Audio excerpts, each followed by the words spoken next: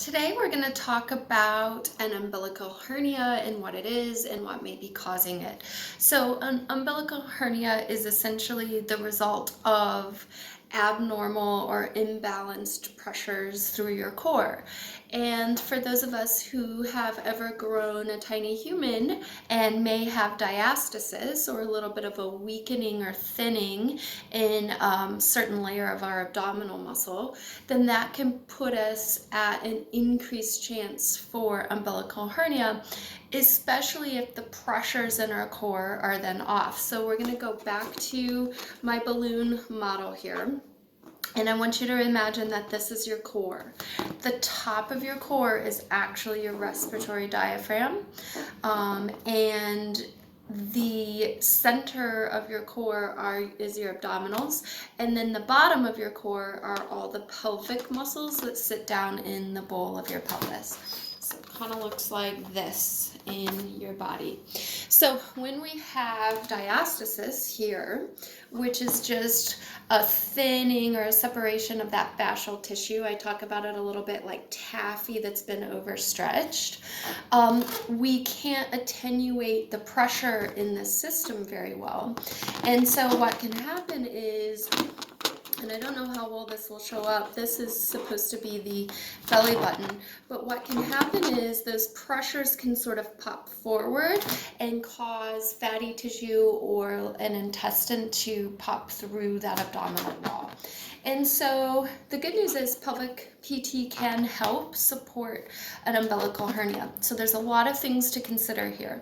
Is we want to make sure there's not too much pressure up high coming through here, and that there's not too much pressure down low being pushed up here as well. So for whatever reason, if you're not breathing well with your diaphragm, or you're sort of clamping down and overworking, that's going to put that pressure down. Same thing here with pelvic floor. If your pelvic floor muscles are too tight, it's going to push all that pressure upward. And remember, a hernia is the result of imbalanced pressures within the system.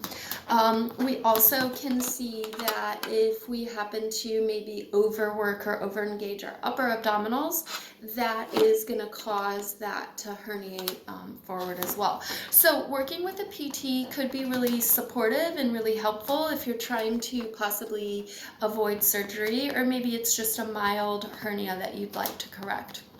So the things that are really important here is breathing well with your diaphragm, making sure your pelvic floor and diaphragm are communicating as you move throughout your day. Healing the diastasis and supporting that gap is pretty important.